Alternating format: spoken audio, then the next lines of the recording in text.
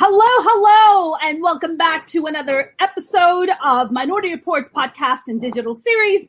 I am your host, Mona Sheikh, and today's guest is very, very special. She is very special. She's so inspiring. She has made me listen to Beyonce all morning, Who Run the World Girls, because of her incredibly inspirational book. I am very proud and very excited to have former Congresswoman Katie Hill with us today. She will be talking about her incredible new book, which I so highly recommend that you guys go and check it out, especially if you're a woman and you're a man and you're an ally. I highly recommend this book. I learned so much. It is called She Will Rise, Becoming a Warrior in the Battle for True Equality. All right, let's welcome Congresswoman Katie Hill. Welcome. How are you? Hello. Thanks so much. Thank you so much for being here. This is a little surreal because I messaged you and you were so kind enough to respond. So this is very exciting.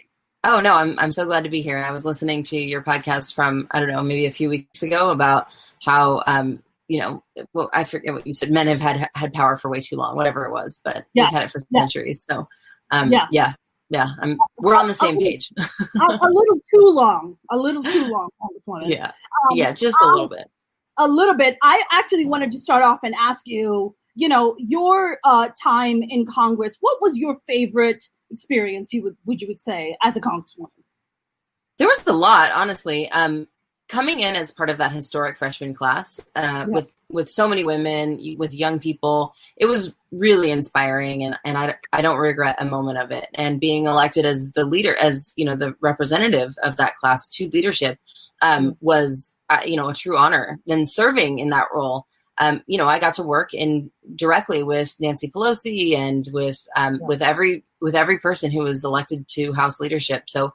Every week, multiple times a week, we would have these meetings and we'd be talking about how we're, going to be prioritizing these different pieces of legislation and how we're going to make sure that they get passed and, what the potential roadblocks are that the Republicans are going to put up and what order we should be doing them in. And it was, it was real. And then obviously dealing with Donald Trump and every crisis that he wanted to throw at us at any given point. So I was exposed to so much and I was able to learn so much. So it's hard to pick a single moment, but it was pretty incredible. Yeah, I bet. I emceed the Women's March in San Francisco last year and got an opportunity to see Nancy Pelosi from a little bit afar because I was too busy emceeing on stage and could literally feel the power and the heat of what is known as Nancy Pelosi. What was that like for you? Like the first time you met her, was it like a little intimidating? Like what was that like? The first time I met her was actually on the campaign trail because she was very involved in helping us flip those 7 congressional seats in California. Yeah. So I met her a little while before, and yes, it was absolutely surreal. But I was, she's this little woman who I think she's either 79 or she's turned 80. I think she's turned 80, and it's just like, how are you like this? Yeah. But I had the honor of going on a couple of these things that are called CODELs, they're congressional delegations, and they're trips basically, for different reasons. And so I went on 2 with her. One was to the Munich Security Conference because I was on armed services, and the second was to the Northern Triangle and to the border, the Mexican border, U.S. Mexican border, because of everything that was happening at that point with ICE and the immigration crisis. So just on those trips, she was, I was at 32 at that point, maybe even 31. And she has so much energy, just everyone, she's famous for this. Like she just runs you into the ground. The woman does not sleep. She just is just go constantly. And I don't know how she's done it for this many years and at her age and in those high heels. I just don't know. She's got some kind of crazy trick, I guess. I always remember what was the state cap? What was the? I'm sorry, I'm forgetting. State of the Union. State of the Union. Yes. Yeah. And the clap. Oh yeah. Oh my gosh. I was there for that. I was in one of the front rows. I loved it so much. How many of you were like, yes? All of us. Yeah, we were cheering. Oh my God, that was really something else. Your second chapter, I was reading and listening to, and you talk about a very dark topic, which is as stand-up comics, this is something very prevalent in our in our kind of comedy community, which is suicide is a very, very big topic among us.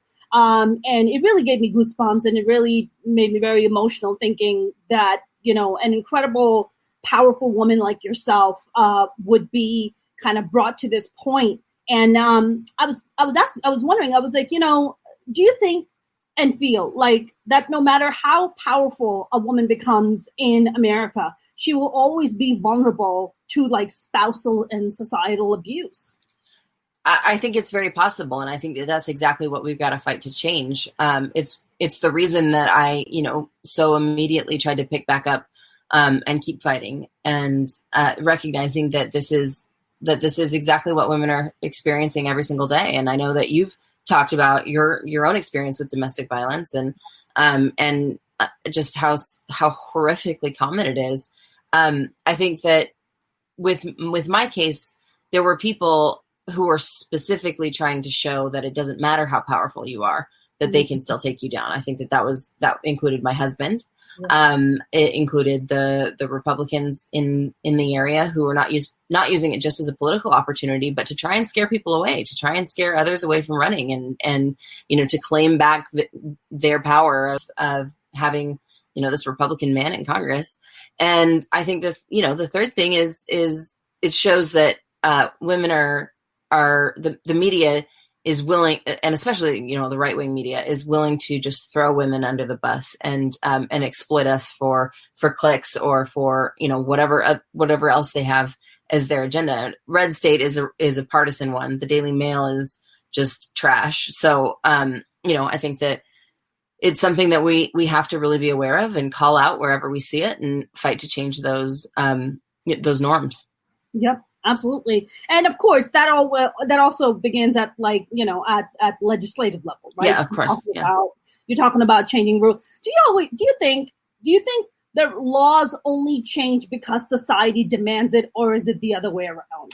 I think it's a combination, and that's one of the big focuses. That's the reason that my mantra throughout the book is about representation, because the fact is that the most important thing we need are people who reflect our true experiences and the life experiences of every part of who we are as a society, right? We want to have equal representation as women. We want to have, the right proportional representation for people of color.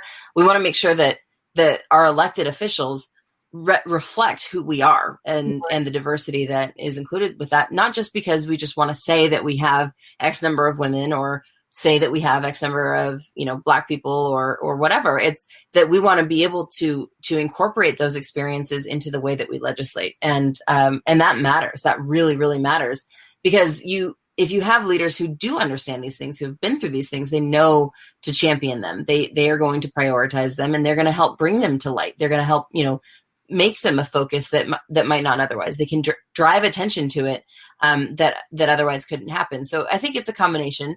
Also, and this was the thing that I got to witness a lot. Nancy Pelosi would very commonly bring up the quote from Abraham Lincoln that is, public sentiment is everything. With it, you have, I'm trying to figure it. Basically, it's like, without it, you can do nothing. And with it, you can do anything. I'm sure I butchered the quote, but basically that was, she just would use that all the time. She had a big old portrait of Lincoln, in her office where we would have those meetings. And so, yeah, public sentiment is what drives it. It's what drives so much, because at the end of the day, the electorate is who politicians are accountable to, but that only matters if we're all voting. So, yeah. Yeah. No, that's I mean, I agree with you on that. Lincoln is also one of my, actually, I would say the absolute favorite president. So nice. I love Abe Lincoln. That's great. Your Crazy Ex who is a lunatic. Yep. I'm going to say he's a fucking lunatic. Thank you. Yeah, he is. We're on the same page. You were talking about in one of your chapters about that he gave you a loaded gun and he was egging you on to basically off yourself. Yeah. Rather than being there with you and talking to you and having compassion. I just want to know, having grown up with abusers, having grown up with, I was married to an abuser also. He didn't physically abuse me, but he was very verbally and psychologically abusive.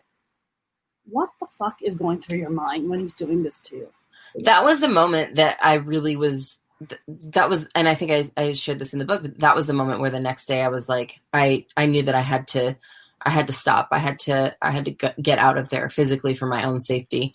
And I did leave and I got out of there for a while, but then he said that if I left him, and this is, just a month maybe before the election, that he said that he'd ruin me. And I felt at that point too much obligation to ensure that we didn't lose this seat because of me. Because at that point, we ended up getting a solid majority, right? We ended up winning a lot of seats, but it could have been just barely enough. And I was afraid that what if mine didn't flip, because we wouldn't even have a Democrat on the ticket if I decided to drop out, or if he decided to ruin me as he really, followed through with. And so it was enough time passed. So I knew in that moment that I was not going to stay forever. I said to take the election, and then I was kind of very quickly trying to figure a way out. But it was, it's hard. You're in this kind of position. You're in an elected position. You,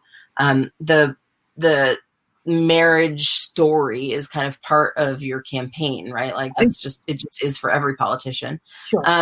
And you are also, I always had that threat. I always had that threat that, and I knew pretty much what he was going to use, right? It didn't take rocket science to figure it out. I didn't know what pictures he had, and there were ones that, I didn't even know he'd taken. But it was just a matter of time. And because every time that I would have to go back to the district and stay at my house, I was just dreading it. I just was, when I'd go back, we would get into a fight every time that would involve him, like basically not letting me sleep. And it was just like, I want to spend all my time away from him. I want to be in Washington, and not because I didn't want to be in the district, but because I didn't want to be around him. And I knew that it was, a matter of survival. And so finally, it was in June that I decided I couldn't do it anymore. And I think once he realized that I wasn't going to be coming back this time, that's when he started shopping around the pictures. I was reading up on laws against revenge porn in California. But I was looking at Red State because they're the ones who release those images. And now they're owned by Salem Media, and Salem Media their headquarters is in Camarillo, California. So wouldn't those revenge porn laws apply to them? So that's what we're filing a civil suit to make that argument. There's a very tricky piece because California, even though it's relatively progressive on the cyber exploitation or revenge porn laws, it also is, and this is a good thing most of the time. It's also, very protective of free speech and of the First Amendment and of, the freedom of the press. And I don't have an issue with that, except for when you're abusing a victim and using exploitative means. So we're planning on bringing a civil suit that makes that exact case, and that because basically it says that if there's any if it takes away pretty much any limitations on what the press can do if you're a public official, if there's a public interest reason to publish them. And our claim or our argument, our case is that you can say that there's a public interest or a newsworthiness to even the photos that were in there that I wouldn't have liked to be exposed, but that were not nude photos. But the nude photos are completely unacceptable, and we have to set a standard there. So, so that's something that we're following through on, and it's just a matter of kind of getting everything in order. And I had hoped to, before we filed that suit, to actually be divorced from my husband, but he won't sign it. He won't finalize the divorce, and because of COVID, it's the court date was supposed to be in March, and then it got moved to May, and now it got moved to October. So, or maybe, no, it was supposed to be in May, then it got moved to July, and now it's October. So, you know, I'm just stuck in limbo kind of. And it fucking blows that I'm still married to him, you know? For sure. I mean, I you know, especially what a fucking lunatic, and one, you know what really pissed me off about that, among all the other fucked up things that have happened, is that if you were to reverse the roles, right? And if it was him that was running for office and those images got exposed, it would just be blown off. It would just be like, whatever. And then I would be cast as the villain, as this, you know, evil, jealous wife that was trying to ruin him. And so it's so interesting because I've had, especially in the last, you know, I've been doing kind of like the media circuit because of the book and everything, and I have to, you know, be willing to take all the questions, and some of the questions suck. And one of the ones I get a lot and that I get pressed on a lot is, why do you think there's a double standard? Why do you really think that there's, you know, what makes you think that if it was the man that it would, that it wouldn't have been the same way, that he wouldn't have had to respond in the same way? And I'm like, how are we not seeing this through the same, like, how are we honestly, you know, not truly not understanding this when you've got fucking Donald Trump, who has 25 people who have, you know, who have credibly accused him of sexual misconduct of some kind. And he's just in the fucking White House. And we have so many examples of that. And yes, you might have the rare example of a man who has resigned or who has been pushed out because of misbehavior. But also all too often, you know, they have their little apology. They might go quiet for a little bit. They say that they're going to therapy, or they're going to marriage counseling, or they, you know, they're getting clean because they were abusing alcohol, and then they come back. And I think that, you know, I just think that, but it is sometimes hard to say to people that don't get it intuitively how it's different for, you know, for men versus women. But one thing I say all the time is that what I can tell you for sure is that those images would not have been consumed if they were of a man. 100%, right? Yeah. By the way, these questions that you are being pressed on, are these male journalists, or are they female journalists, or there are female ones too? I would say it's relatively evenly split, and I think sometimes when the female journalists are doing it, I feel like they're sometimes trying to kind of prove that they're being, you know, it's sort of like how I feel the media treated Hillary, because they were trying to prove that they were not favoring her. Sure. And sometimes I wonder if that's what it is. But, you know, I try to explain it the best I can. And I don't know. Some people will never get it. You know, it's always amazing to me how the marginalized communities, and I would include women in that, of all backgrounds, are expected to meet this certain standard, right? While the straight white guy, or even straight men of other ethnicities, are just expected to just do whatever. Yeah. Right? But they're not really held accountable. And if they come out and be like, I'm sorry, and then everybody's like, oh my God, have compassion. He apologized. Oh my God. Yeah. It's just like, shouldn't we be so proud of him for apologizing? And, you know, the thing that I get too is, and I think that this has let up a little bit, but I was for even some of the reviews of my book, people were saying like, she doesn't apologize enough. And I'm like, I fucking resigned from Congress. And trust me, I've apologized. And how many other ways, how many other times can I say sorry when, you know, if we get even a partial apology from a guy, then we're happy about it. Bill Clinton was featured last night or 2 nights ago or whatever at the convention, and he's never apologized to Monica Lewinsky. Never. Yep. He's barely even apologized at all. Yep. I don't know. He's barely accepted any responsibility, I think. Yep. And yet he's still idolized by a good chunk of people within the Democratic Party. So, this expectation around saying sorry and around, you know, we just don't have the same one for men. And I think it's probably because we've just got centuries of bad behavior on their parts. They've been allowed to get away with everything. And let's also not forget internalized misogyny that is within women, right? That's absolutely. I mean, you're talking about 53% of white women coming out and voting for Pussy Grabber in Chief, right? Yeah. And voting for him. I mean, you have to kind of stop and say, are these the Christian values that you're talking about? Is this person? Like, how can you justify this? There are real mental gymnastics that people have to do to justify these kinds of things. And I've seen it. I've seen it happen, right? Well, and it's a slope. It's like once you believe in something, and I think, even as a victim of domestic violence, you can understand this to a certain extent, where you're kind of gaslit into it, and you start believing in something where, I must have deserved that, or it's not that bad. We're just having an argument, or whatever it is.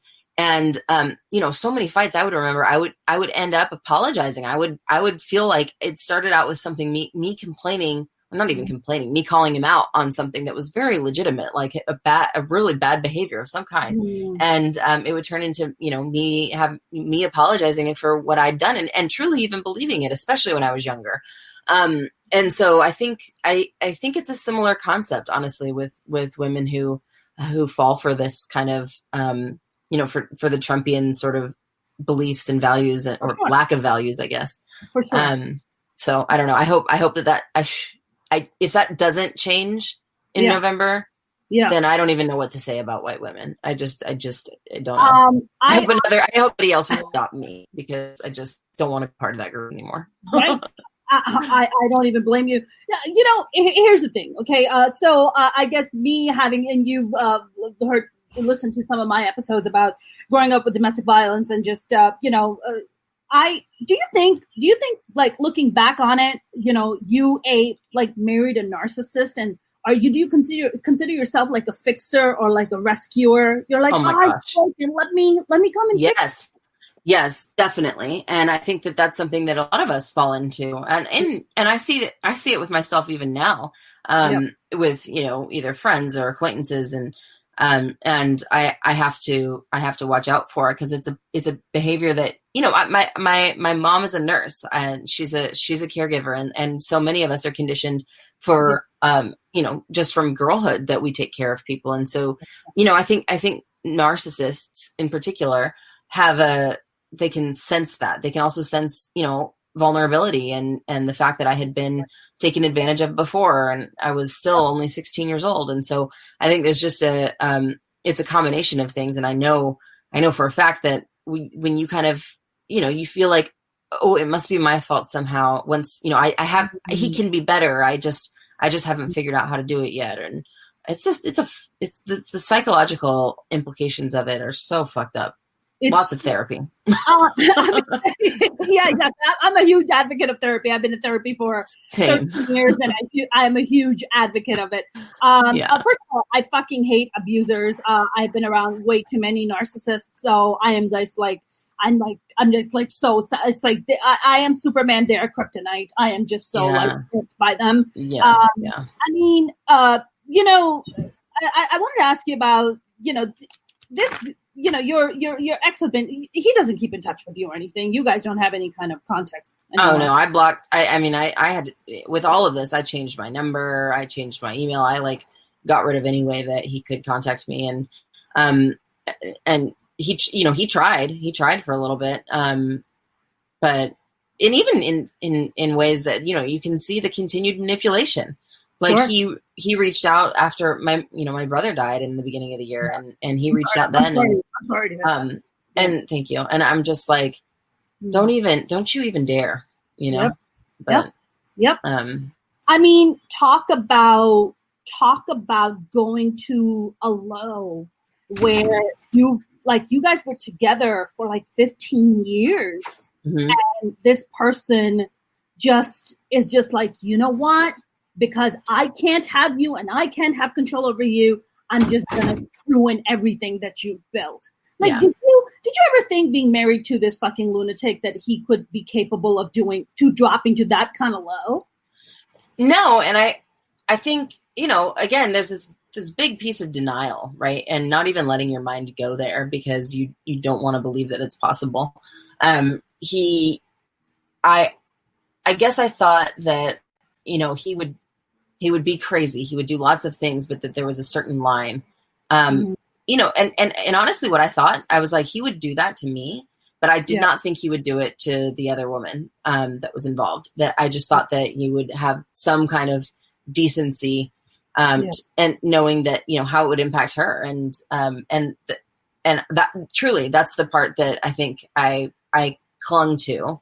But that's how you can tell it's a total narcissist. It's a complete disregard for how anyone else is impacted, because he's so focused on revenge for me leaving. Somebody brought me a glass of wine, by the way. So, oh, yes. Good for you. Congrats. I hope somebody would. My dog is not very good at serving wine, so I have to work on that bit, on teaching her how to pour wine. Yeah. I mean, misogyny is such a global issue, right? It's not just a U.S. issue. I mean, it's just a global issue, right? I want to ask you, like, you being having been in Congress, like, do you think in the next 10 years, America will be ready to have a female president? I mean, for fuck's sake, even in highly patriarchal countries like India and Pakistan, we've had female prime ministers. I know. And the statistics are pretty overwhelming when you look at Congress too. You know, we make up less than a quarter of Congress still, and most state houses are the same way. Yeah. But even Afghanistan has a higher percentage than we do. South Sudan has a much higher percentage than we do of women who are in positions of power like that. And so to me, it's truly embarrassing. It should be a shame for us as this, you know, leader of a country that's supposed to be. I mean, dude, we've lost that freaking mantle. Like, just it's gone with Trump. And if we somehow reelect him, then I don't know that we'll ever be able to recover from that. But anyway, yeah, I think I think that we will be ready. But there's, you know, the fact that Hillary Clinton lost to who was so qualified, who should have been like such an easy win over Trump, that she lost to Trump, I think scared a ton of people into this fear of an electability kind of thing, right? I think that's what made it so difficult for the female candidates that were running in the primary. Yes. Because I think even, again, that internalized misogyny, I can't tell you how many women I talked to that were like, well, do you think I don't think we should risk it. I don't think a woman could beat him, could beat Trump. And I'm like, but you know, that's just something that we can only prove by getting people more used to the idea of women in these powerful positions. And that's why I started her time, the PAC, the Political Action Committee that I did, is to do exactly that. And, you know, Kamala Harris, by being vice president and by having she's going to have a very visible role. Yes. I think that will help. I think that will help a lot in terms of people being able to conceptualize that. Yeah. I mean, one of my favorite things about Kamala Harris, besides all the other fabulous things that she is that she made Brett Kavanaugh cry. I know. That's gotta, like, I hope that, you know, that goes forever memorialized for her. It's in terms of her greatest accomplishments is making him cry. A little bitch. He's a little bitch, like bringing out calendars, like, oh my God. Gym time with Squee. I love like the SNL sketch. Did you watch that with Matt? Oh yeah. It was so good. I love one of my prouder moments while I was in Congress, and I didn't realize that someone's got this on tape, and I would love to find that. But I basically, it must have been the State of the Union. I think that's got to have been what it was. Yeah. But the Supreme Court justices come too, and I was in this like receiving line because I met Trump. I was part of the since I was in that leadership position. I was part of the. I'm so sorry to hear that. Oh, you should see. I have these two pictures. One where I met Obama and one where I met Trump. And just the body language, the face, like it's hilarious. My mom put them up one time just for comparison. But yeah. So the Supreme Court justices came in, and I'm shaking their hands, and you know, John Roberts, and then Kavanaugh looks at me and he sticks out his hand, and I just walked away, and I was just like. I love that. Well, I would love to see that. You think it's just a picture or it's a video? Oh, I mean, the whole thing's taped and there's so many cameras there. I just don't know how you could find that. But I had people say, oh my God, I saw that. And I was like, yeah. I think you should make a meme of that. Just say shade. Just that's shade. That should be the name of the meme. But then you go back to that double standard thing, right? And, trying to explain it to people, I'm like, how are we not seeing this? You've got fucking Brett Kavanaugh, and then there's me, Yes, it's a standards, right? You talk about like, Democrats or like females, people of color have to like meet the standard. Yeah. But if you're a straight white dude, you can do whatever the fuck you want. And you can chalk it up to boys will be boys, or, I was drunk, or, whatever it was. Sure. But don't you also feel that has something to do with how men should be holding other men accountable? 100%. Yeah, 100%. And that needs to be taught to boys from the youngest ages, that you don't get to just not do these things yourself. You need to be stopping your friends from doing them too.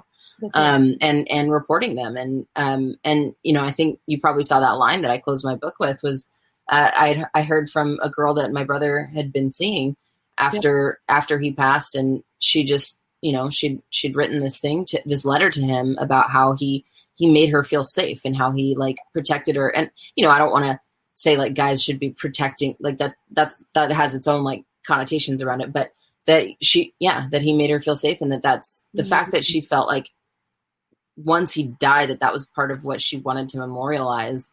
And that's the impact that he had on her is a huge deal. And, it means that I think there is hope, for the next generation. I talked to so many of my peers who have kids who talk about how they're trying to raise their boys. And that's why I am hopeful for the future, but it takes time. It's frustrating.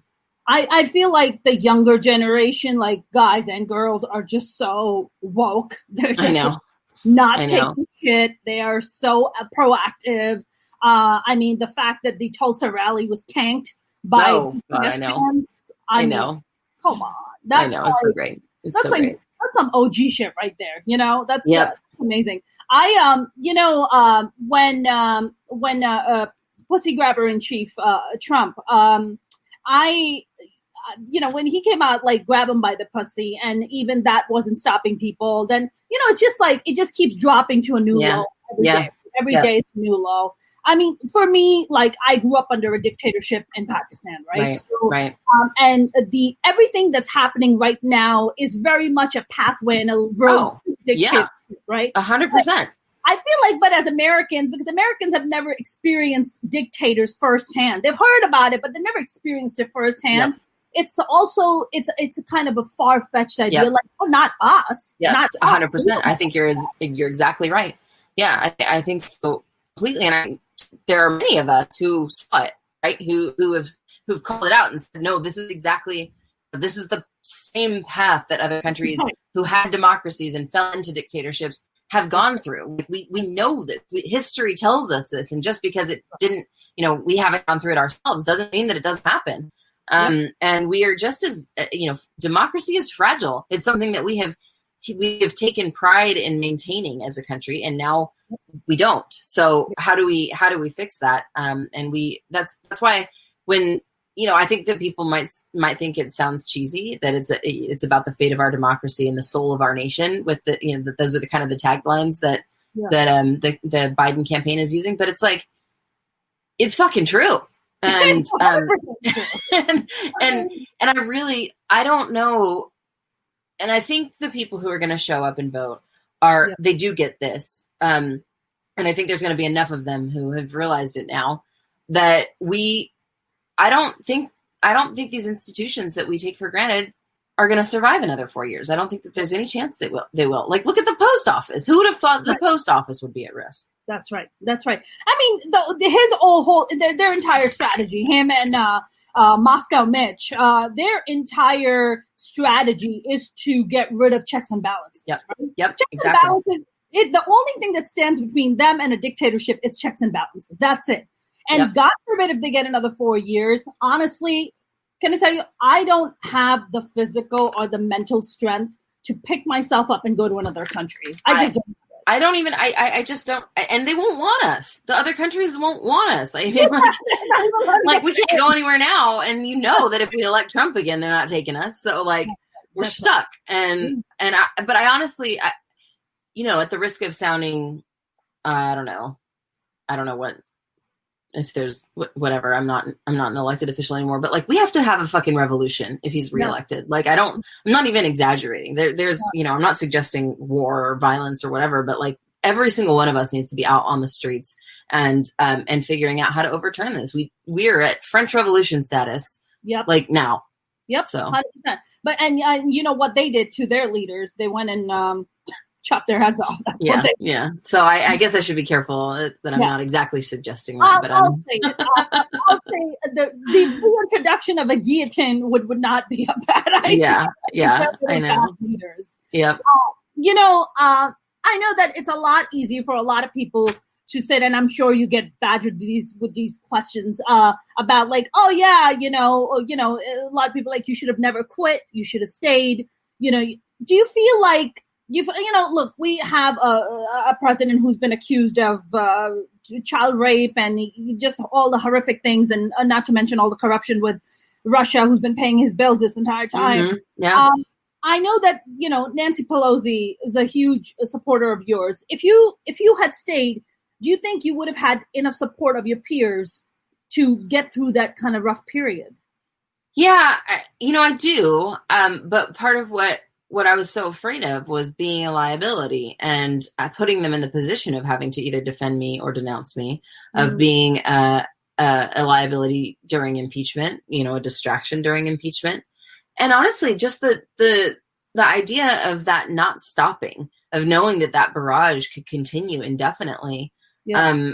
I've said this to other people before too, but that I think if maybe if I were a more experienced politician, if I were somebody who'd been in office before, who had seen other people kind of weather the storm of scandal, it might have been different. But, my staff was also, they were all new to this and they were going through the same things. It was miserable for them. It was, I think the whole thing was horrifying for them. And I hated what it was putting the woman through. I don't even like to use her name ever because I don't want any more attention to go to her. Yeah. But, I think that there are these other aspects of like the personal side of it, of just who I felt like I was impacting and how survivable it was, not just in terms of electability and of surviving an election, but actually just making it through as a person. Yeah. And I think, that's part of why, like when I stepped down, I gave that like defiant speech, and I wanted to show back up and say, okay, you might have won that round, but you're not going to win. You're not going to win the whole thing. And, sure. But yeah, I mean, I hate that they won. I hate to feel that they won. Yeah. And I guess I hope that more than anything, my resignation is like a lesson and a turning point for us to say that that the women who have these kinds of things happen to them are the victims and not the other way around. Right. And, to really, I think it's forced us to have a reckoning around a lot of these difficult subjects. And I hope that continues. And I'm hopeful for what it implies for future incidents like this, because it's not going away. I mean, right. people are sending these photos left and right. And, the abusive ex is always going to be a factor in life, and it shouldn't stop women from, seeking these kinds of positions and from being able to change the world. Yeah.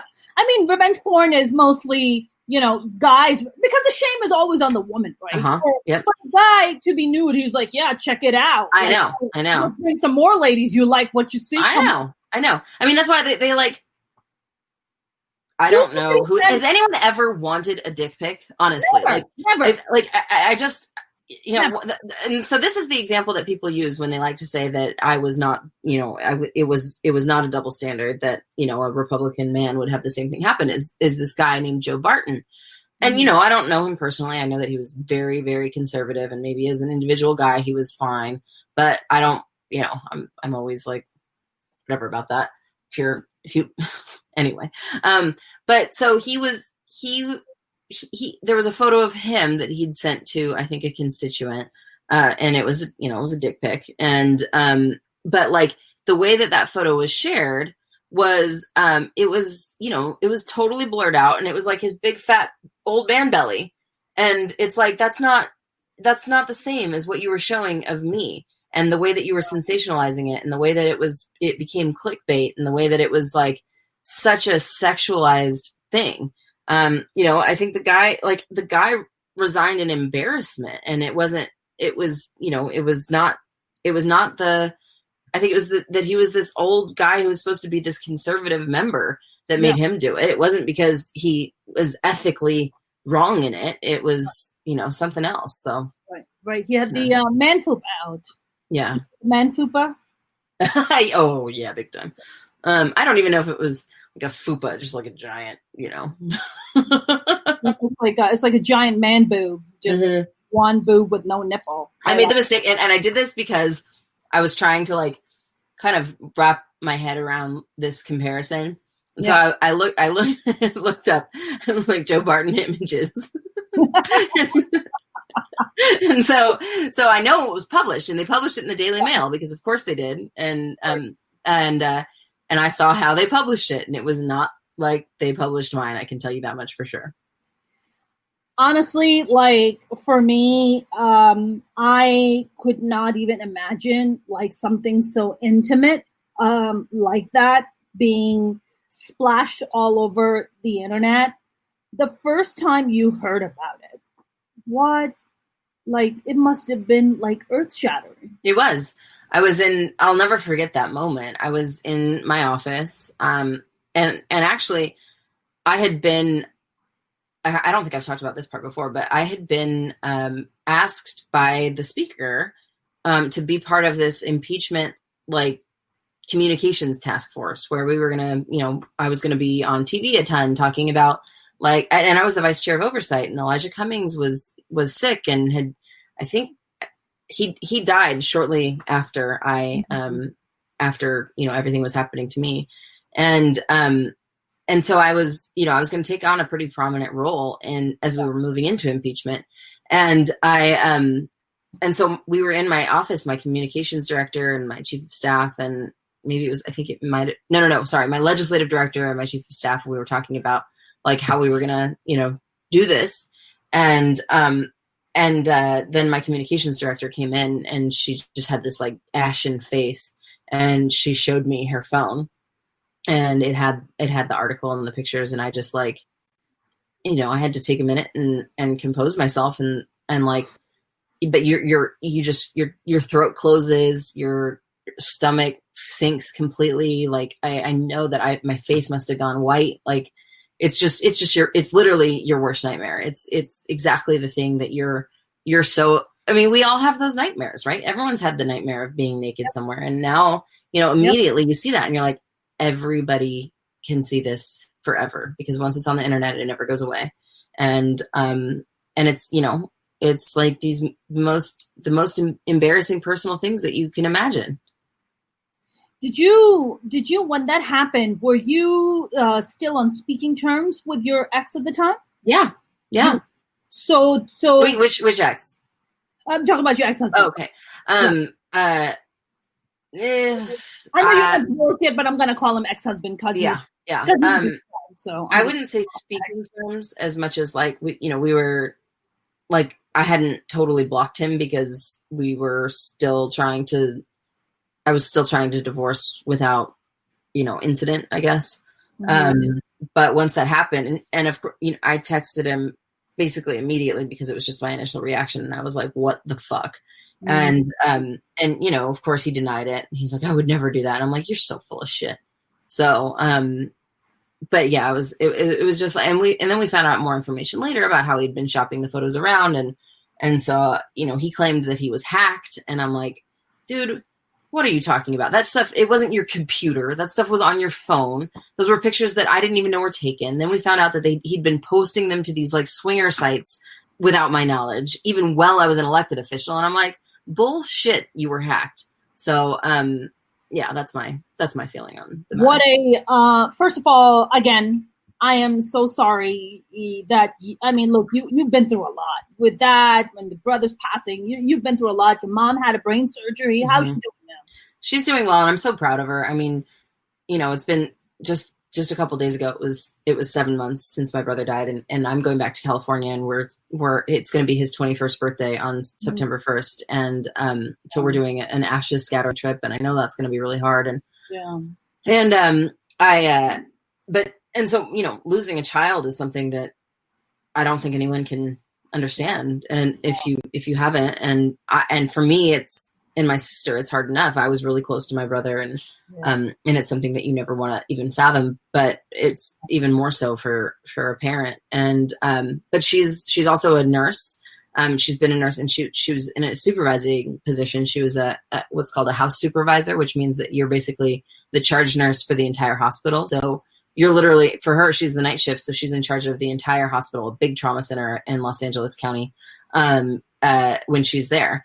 And so she'd been off work for a long time. She was off because of her brain surgery, and she went back in the middle of fucking COVID, and is like, this is when people are dying. The morgue is filling up. She's having to make the decisions about when people are getting beds, and, or who, you know, how beds are getting prioritized, and families cannot go into the hospital at all and be with their loved ones, even the ones that are dying. And so she's trying to, you know, make sure that the chaplains are there, and that, you know, they're able to like have an iPad with their family to say their goodbyes. And I'm just like, God, this is she. I mean, she's truly a hero. And when people ask me like, how am I so strong? I'm like, you don't have to look very far. You know, it's definitely my mom.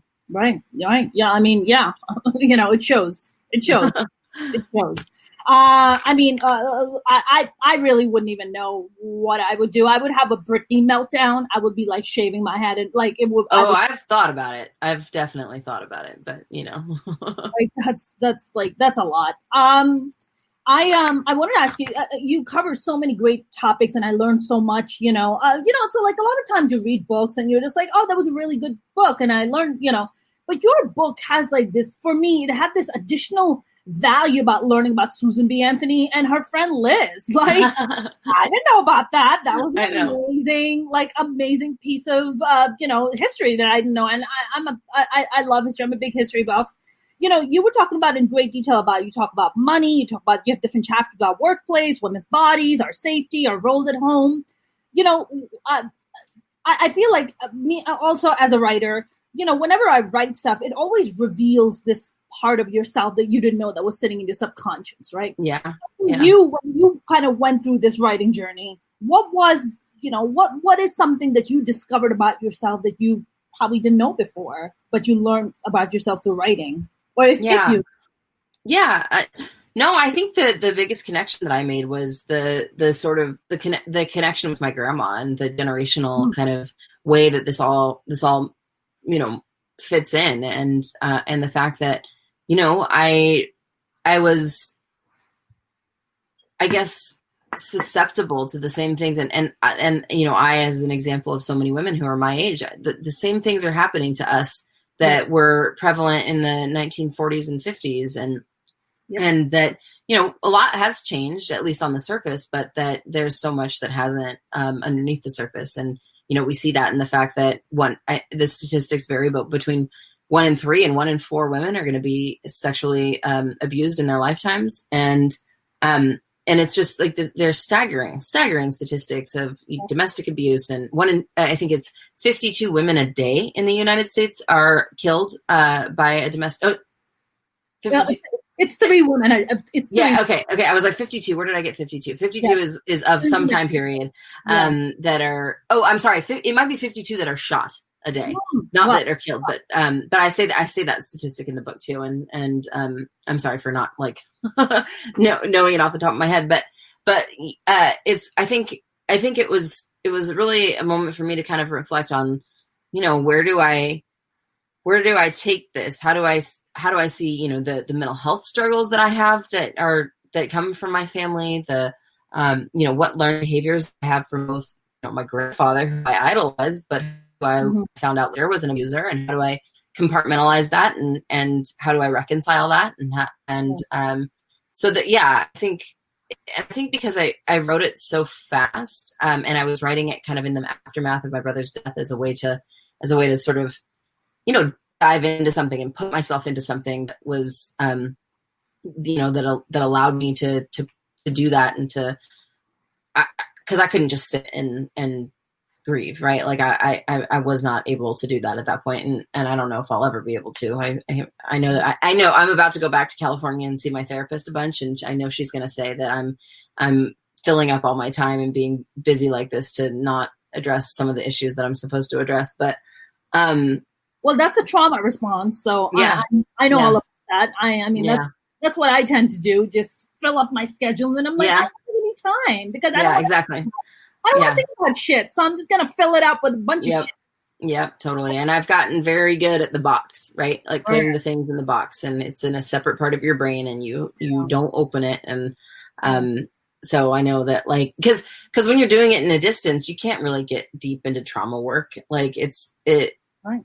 So I think we'll do more, but like, man, I'm just not. It's hard for a lot of people to get the support that they need right now, and so I think we're all in a bit of a survival mode. Yep.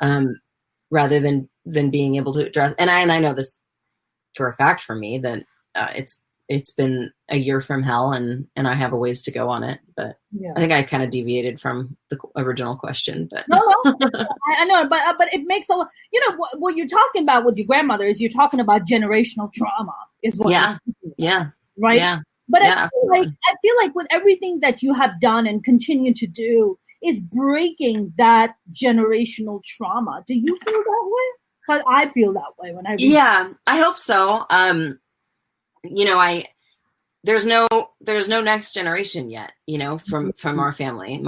I'm 33 and I'm not getting married again. And even when I have endometriosis, and like my chances of fertility are pretty slim anyway. My sister hopefully will be able to have a kid, and so it'll go somewhere. But I think about that. I'm like, you know, what does breaking that look like, and how can I want to for my own family, but I also want to generationally for all of us. And maybe my role ends up being, you know, I'm not going to be a mom. Maybe my role ends up being more for, you know, in a broader way. Hopefully. Yeah. I mean, I think, you know, and I know that, you know, I've just gotten in a place in my life that I'm just like, I'm not going to have kids. Yeah.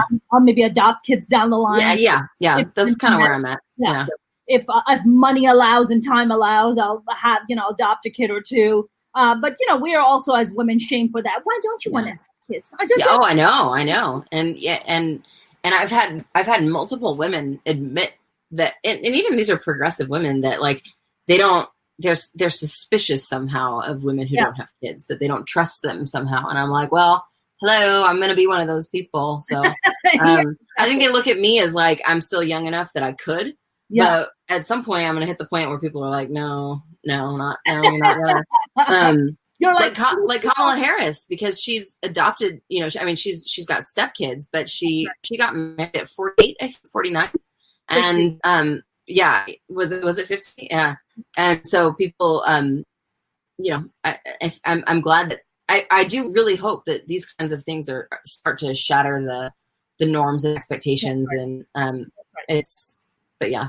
I cannot tell you that when I heard, as a South Asian woman, first of all, I mean, it had me in tears just watching her. Like, I know you tweeted about that. Like, are you crying? I'm not crying. I was like, oh my God, yes, you're right.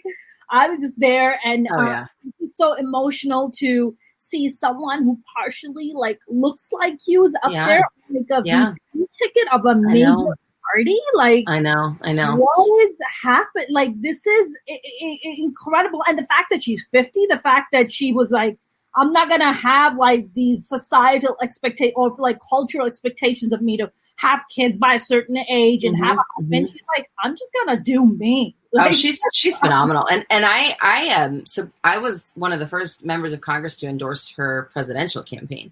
So I was proud. I campaigned for her. I think she announced maybe in like, what was it, March or of 19. And so I did a number of different campaign events for her. And I got to know her. She's been somebody who is really supportive of me in the aftermath, and who has been on the front lines as a champion for victims of cyber exploitation and victims of all kinds. I think she said, I think she said one of her famous lines is like, "I know a predator when I see one," and she does. I mean, she really has been an advocate, and I can't wait to see her in an even bigger role, because those of us who have been in California, who have watched her for longer, we know. But now the world gets to know. Yeah, they're calling her that she slept her way to the top. Oh God. All kinds of horrific. I mean, I think they know, right? They know. Listen, they knew that the moment they put her on the ticket, that she was the last person they wanted on the ticket. Oh, like, I know. Republicans did not want her on the ticket because she is a fighter. She's fierce. Yeah. She is so fierce. And just like, I wonder if any of the debates are actually going to happen. But just her against Trump. I mean, against Pence. I can't wait. Is it? Well, the good thing is that Pence doesn't have to worry about mother being present in the room. Oh my God. Yeah. Also, like, how are these debates going to go from Skype? Like, this is just going to be a funny. That's going to be really something. The mother is just going to be sitting right there. Mother, so I don't weird. want to be alone.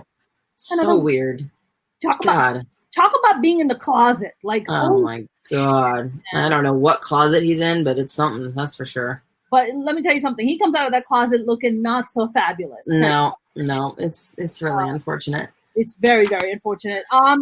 I know we're gonna wrap up, but I know because you have plans, so I won't keep you. But I wanted to ask you, what's your plan? I know now. What's your plan to, like? Are you gonna stay in politics? Are you gonna move on to the social justice aspect? Like, what are you thinking? I am. I'm really excited about the work that we're doing with Her Time. I think that, there's a ton of potential around that. It's a new PAC, right? So organizational development is something that I was, that was my career before I went into politics. And so the idea of starting an organization from scratch and building it and supporting women and figuring out what it is that mobilizes young women and being able to effectively champion this legislation, like that's a big deal to me. And I think that I can, it's a way for me to connect my different experiences and benefit other people and hopefully benefit large scale change. So that's the plan for now. And, I guess we'll see from there. Yeah. Is the PAC more about mentoring young women who want to get into politics, or, what is the kind of main objective? Well, we support young women and women of color, particularly as they are who are running for office. And we try to get in early. We try to get in, before a lot of other organizations, to help give that credibility and that initial financial boost that is so difficult for especially women to get. Yep. So, one of our big successes is with Candace Valenzuela in Texas, 24, who is, she would be the first Afro-Latina. She's formerly homeless. She's a young mom. Amazing. And she's just incredible. And I think that, we got in before any of the other major organizations did. And I think we really did give her that boost. And she made it to a runoff in the primary. Then she won the primary by a huge margin. She won the runoff by a huge margin. And so now I think she's got one of the best chances at flipping a red seat blue in the fall. And, I know that we'll always be able to say, like, well, we were one of the first ones in. And, so I'm excited about that. And there are a few others, but I am proud to say that our organization is a risk-taking one. Like, I'm not, and, I make no pretenses that all of our candidates are going to win. Like, I'm not here to get on the ones that we know for sure are winners. We want to give people an opportunity, and we want to take the long shot candidates. We want to be the ones that are really supporting people who we want to have in public office, and who we want to have as the next generation of leaders, the next generation of women who are making it and who are representing all of us, but that need an extra boost to do so. And that means maybe they'll win now, maybe they won't win now, but they'll be there later. And right. And then the last thing that we're doing with Her Time is really pushing for these issues that I outline in the book, and the legislative solutions that we know exist. I was so glad that they paid so much attention to the Violence Against Women Act. Yes. That Biden, introduced, and good for him for doing that in the 90s. But we have to take it to the next level. And I talk about that in my book as one of the priority pieces of legislation. The fact that it's stalled at the Senate is a fucking embarrassment. Yep. And so, I think there's a lot of potential there. And then after all of this happens, after, after the election, after the inauguration, we have to immediately start thinking about 2022, because if we flip the Senate and the White House, the House is in major jeopardy in 2022 with redistricting and everything like that. So I want to be involved in that. And I know that it's a change to be the more behind the scenes role, but I feel like I can have an interesting hybrid of behind the scenes and in front of the scenes, but not as an elected official. So I'm gonna go with it and see what happens. I mean, it just sounds like such a great initiative, and what you're doing is incredible. So where can we find you? Where can we follow you? How can we go and support? Thank you. Yeah. So I'm the most active personally on Twitter, and I'm Katie Hill, the number 4 CA. The website for the book is shewillrisebook.com. And that's important, not just because if you want to buy the book, which I hope people do, but we have a list of resources for all these different things that I talk about: domestic abuse, cyber exploitation, harassment in the workplace, and how to organize. So like we condense the resources that are in the book into a very simple kind of place that people can, copy those resources, share them widely. I have no possession of them. We just wanted to put them in a place where people can access them easily. So check it out for that. And then the pack is her-time.com. And the podcast that we're going to be launching soon is called Naked Politics. So it's nakedpoliticspodcast.com. And I think I covered them all. Are we gonna have any? Is there gonna be any nakedness that we're expecting on the? I mean, the nakedness that it's about is really the dirty stuff under the covers in politics, and the stuff that people might have heard about but don't know the details on, and the stuff that is both good and bad. And I think that people need to understand for us to really be able to change the system. What I love? I love how you took that name and just kind of owned it. I was very people. So it started as a joke that if I started a podcast, I wanted to call it a Naked Politics, but then it was like, what? People kept saying like, you should do a podcast. And I'm like, okay, if I'm doing it, I'm just going to fucking do it. So yeah. And you know what? I love the fact about podcasts is like, you can say whatever the fuck you want. I know. I'm very excited for that. So we're launching it. So basically if you go onto the website, then you can sign up to get an alert when we launch it, which is coming within the next month. Awesome. Well, this was amazing. Yeah, it was. This was so much fun. Thank you so much for having me. Oh my God. Thank you so much for joining. Advanced happy birthday to you. Thank you. I hope to meet you one of these days when you're in California. Yeah. And hopefully we can do this again too. Yes. I would love to do this again. Awesome. Well, have a great night. Thank you so much. You too. Take care. Bye. That was the wonderful and amazing Congresswoman Katie Hill. Did you guys have a great time? I had a fantastic time. She's just so easy to talk to, and she's cool. Like, she just gets it, and I love that about her. So please, absolutely go check out her book. It is phenomenal. I cannot tell you as a woman how much I learned about just the history of women, what's happening on the legislative level, just everything is broken down in such a brilliant and personalized way. I promise you, like, the amount of value you're going to get out of this book is something that you probably haven't maybe seen or heard anywhere before, but it did that for me. So I highly, highly recommend this book. And please do go and support the wonderful and amazing Congresswoman Katie Hill. It was such a pleasure to have her. You guys, thank you so much for tuning in. If you guys haven't subscribed to my YouTube channel, please do. It would mean the world to me. I am back tomorrow again. I have an incredible other guest tomorrow at 6:15 Pacific. I'm going to have James Duke Mason, who is the only son of Belinda Carlisle from the Go-Go's, and he is also very heavily involved in politics. He ran for the West Hollywood City Council, and he's going to be joining us tomorrow and talking to us about his political ambitions and what it's like to be a son of a pop star, I guess. So, guys, have a good night. I will see you guys tomorrow.